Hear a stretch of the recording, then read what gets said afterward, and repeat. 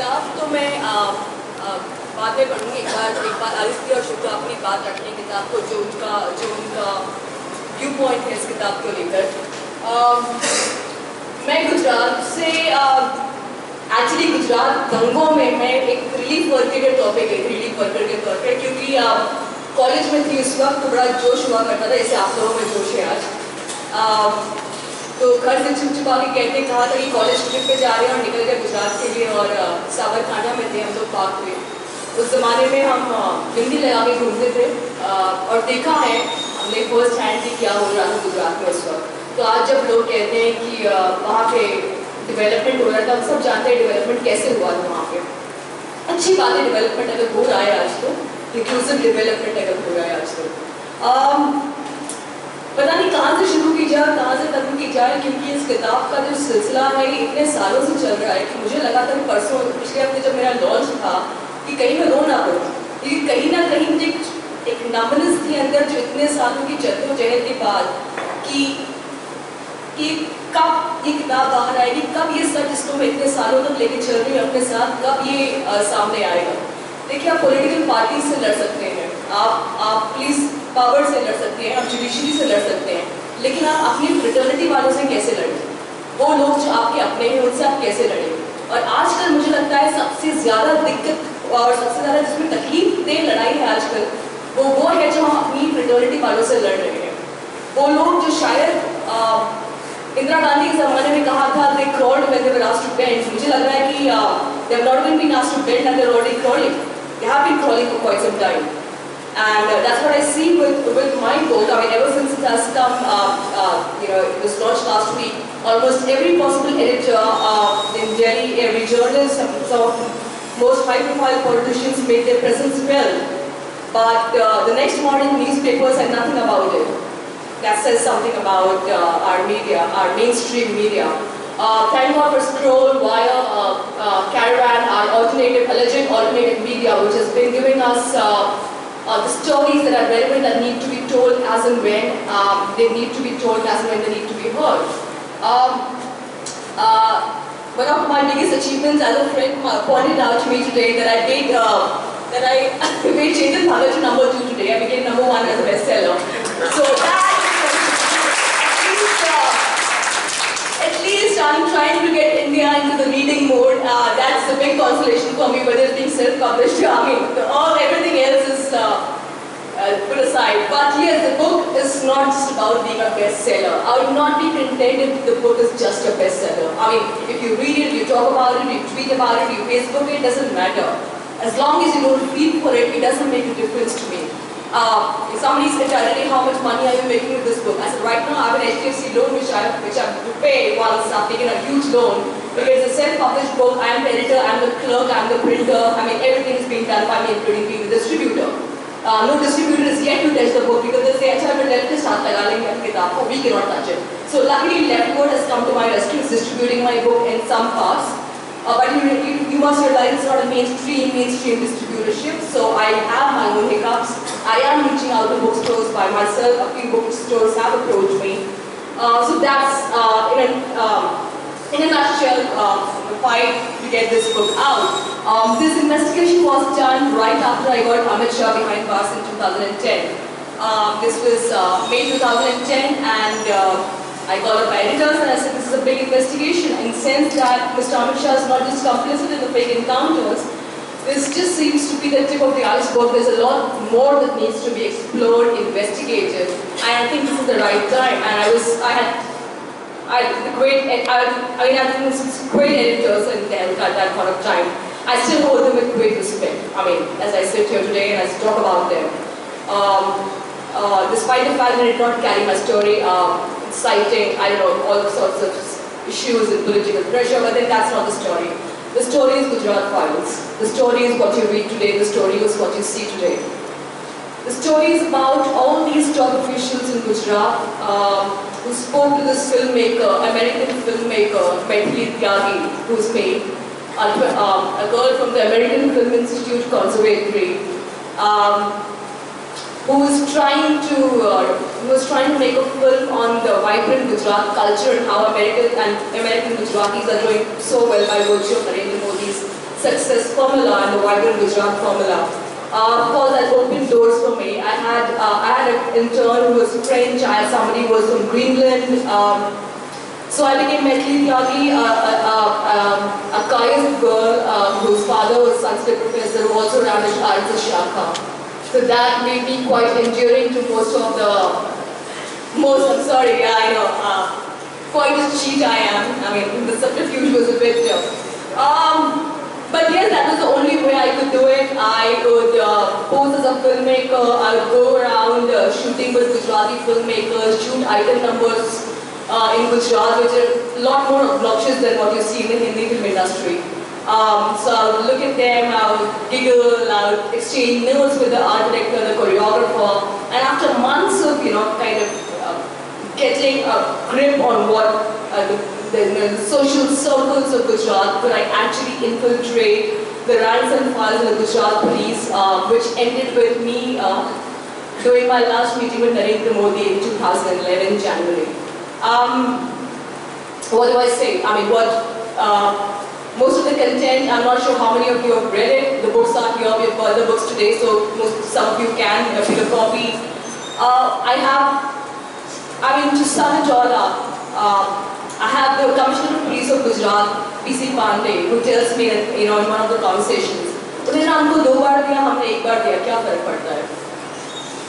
that's the psyche of the topmost officials who ruled Gujarat in 2002, and not just 2002, this is the psyche of people who rule Gujarat today. This is the psychology of Gujarat officials. This is the trajectory that our Prime Minister and ex-Home Minister of State, Mr. Amit Shah, who was sent behind bars on charges of murder and conspiracy and kidnapping, and now he is the president of the ruling party in this country.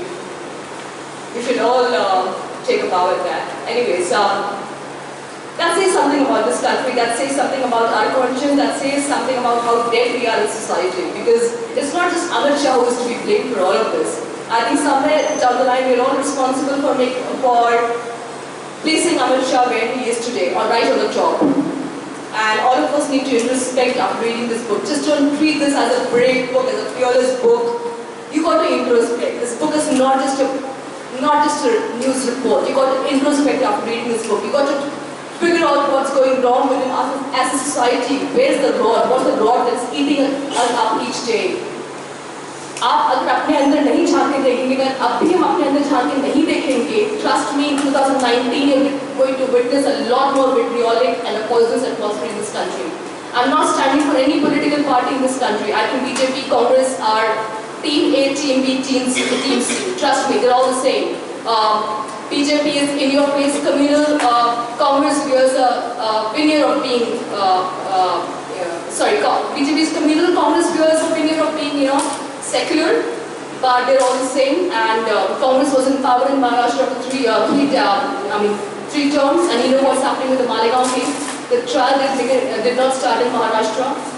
Same with, we were in power, the Congress was in power in center for 10 years, and you know what's happening in most of the cases. Amit Shah got bail, he became the party president. So deep down you have to introspect what is it that we're expecting of the political parties that we bring to power. Be the Congress, be the BJP, be the Aam Aadmi Party, or be the regional parties. I think this book should perhaps be a beginning, for me at least, for you to introspect your position in the society where you are today. And I'll read out a bit of from the book later, but I will hand it over to Aditya to take it from here.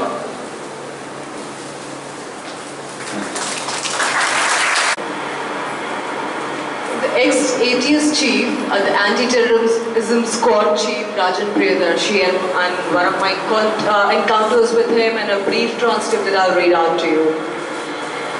The day when I met Rajan Priyadarshi, he had sifted through copies of the newspaper he had published. You can take whatever you want from these. I think you have all the information now. When do you start shooting? When I say shooting, he means shooting the film that I'm supposed to make. He was anxious. His body language made that clear. He had diverged a bit too much for his own good. Details of the time when he was posted as the state ATS head of his clandestine meetings with the then Home Minister Amit Shah, late at night at his bungalow, and who once asked him to kill an accused in their custody. Every time I met Rajan Priyadarshi, I felt I came back with more. Question. Your CM Narendra Modi is very popular here in Gujarat. Answer. Yes, he fools everybody and people get fooled. Question. In that case, as Additional Director General of Police, you have had a tough time working under them. Answer. They never had the guts to force me to do anything illegal. Question. Lawlessness is rampant here, no? Hardly any officers who are upright. Answer. There are very few of them. This man, Narendra Modi, has been responsible for the killings of Muslims across the state. Question. Acha, I hear that the cops also toured the line of the government. Answer. All of them, like this PC Pandey, it all happened in their presence. Question. Most of the officers say that they have been implicated wrongly. Answer. What wrongly? They have done it, which is why they are now behind bars. They killed a young girl in an encounter. Question. Really? Answer. They called her a Lashkar terrorist. She was from Mumbai. The story created was she was a terrorist who had come to Gujarat to kill Modi. Question. And is it false? Answer. Yes, it's false. Question. And ever since I got here, everybody is talking about the Sorabati encounter. Answer. The entire country is talking about their encounter. They bumped off that Sorabati and Tulsi Prajapati at the behest of the minister. Now this minister, Amit Shah, he's never used to believing in human rights. He used to tell us that I don't believe in these human rights commissions. And now look at this. The courts have given him bail too. Question. So you never served under him? Answer. I did when I was the ATS chief. He transferred Banzara and brought me in. And I am a person who believes in human rights. So this Amit Shah calls me to his bungalow. Now I've never gone to anyone's bungalow, nor anybody's residence or office. So I told him, sir, I haven't seen your bungalow. And he was baffled and asked, why haven't you seen my bungalow? Then he said, okay, I'll send you my private vehicle. Come and dad. So I said, okay, you send me your vehicle. So when I reach, he says, अच्छा आपने एक बंदे को arrest किया है ना जो अभी ATS में आया है उसको ना मार डालने का है. I didn't react. And then he said, देखो मार डालो ऐसे आदमी को जीने का कोई हक नहीं है. So I immediately came to my office and called a meeting of my juniors. I feared that Amit Shah would give them direct orders and get him killed. So I told them, see, I have been given orders to kill him, but nobody is going to touch him. Just interrogate him. I've been told and I'm not doing it, so you're also not supposed to do it. Question. That was some bravado. Answer.